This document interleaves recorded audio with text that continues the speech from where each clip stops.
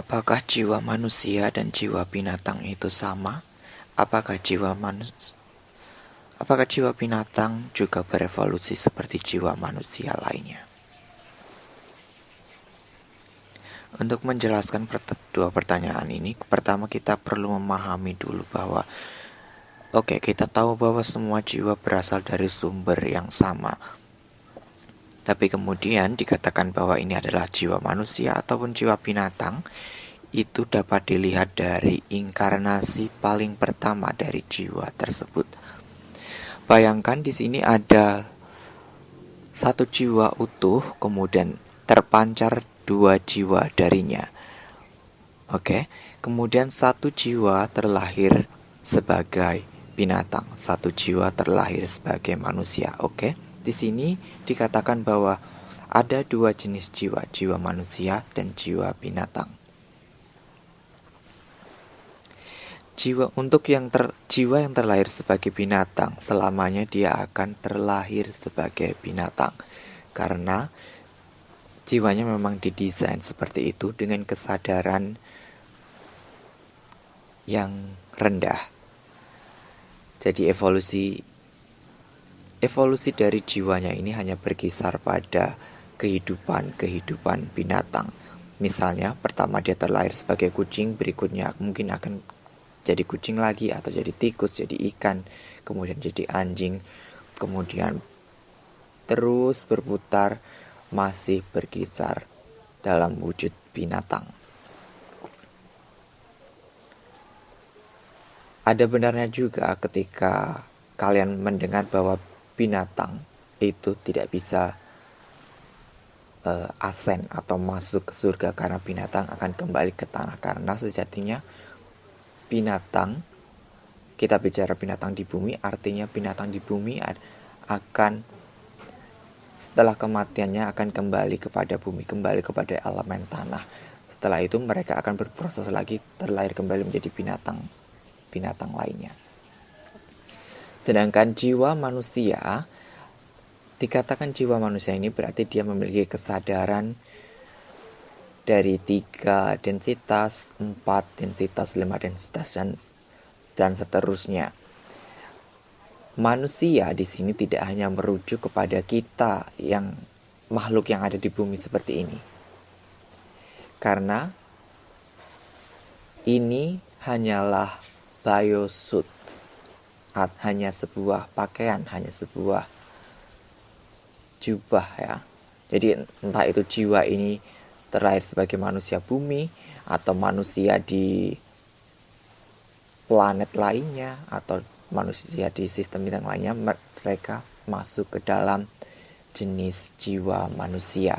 Jadi jiwa manusia mengalami evolusi dari 3, 4, 5 densitas dan seterusnya, dan jiwa manusia ini bisa turun, bisa naik. Jadi mereka bisa terlahir menjadi memakai tubuh binatang jika memang itu dipengaruhi oleh karma dan perbuatannya, atau sesuai dengan perjalanan dan pembelajaran jiwanya. Jadi dia terlahir sebagai binatang, tubuh fisiknya berupa binatang, tapi jiwa dan kesadarannya tetaplah jiwa dan kesadaran dari manusia. Jadi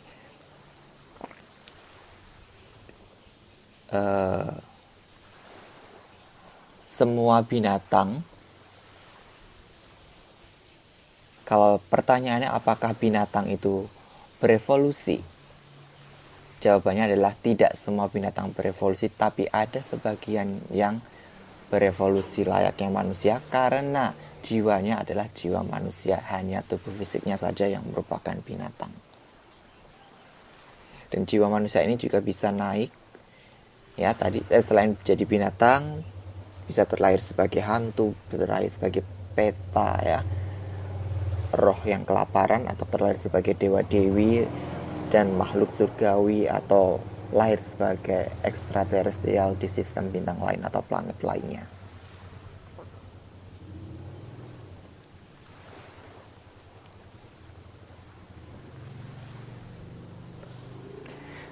Kemudian apa lagi ya? Hmm.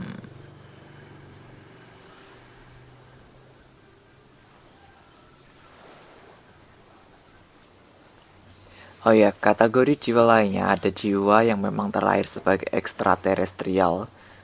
Ya berarti wujudnya entah wujud humanoid ataupun wujud yang non humanoid ya.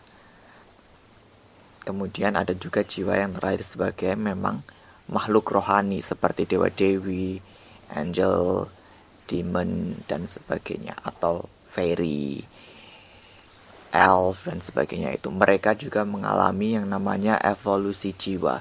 Jadi mereka bisa turun, bisa naik sesuai dengan perjalanan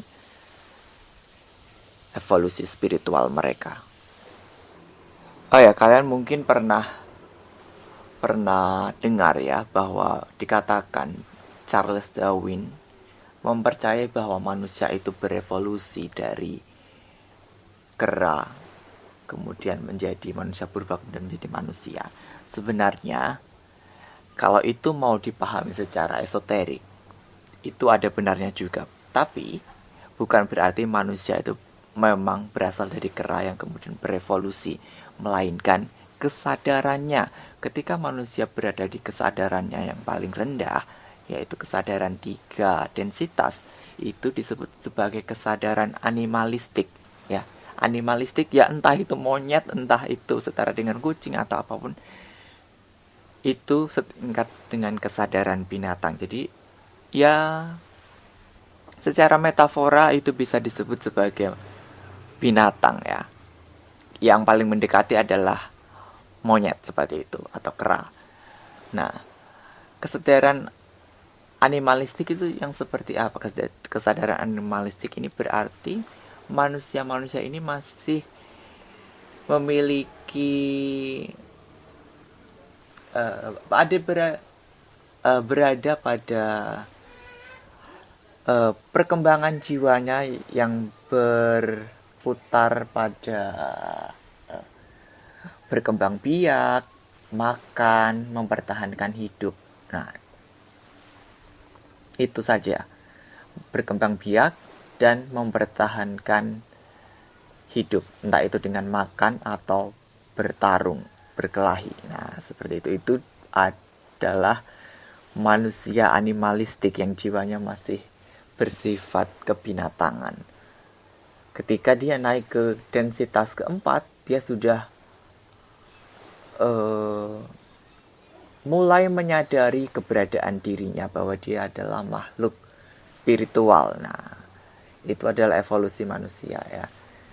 Kemudian kelima, dia mulai kesadaran mulai meningkat dan seterusnya dan seterusnya.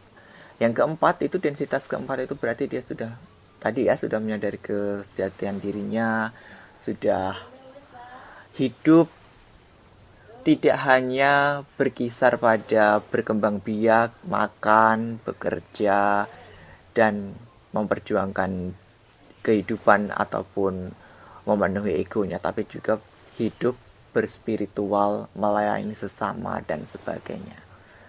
Ketika naik ke densitas kelima, kesadarannya, jenis kehidupan yang dijalani juga akan berbeda, dan seterusnya, dan seterusnya.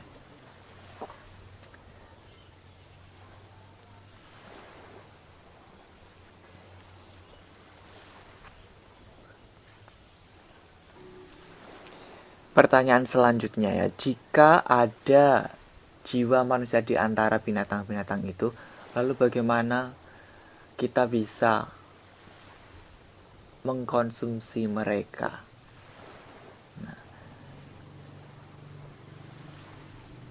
Atau kita menjadi pemakan daging ya, karnivora ya. Bagaimana kita menyikapi hal itu?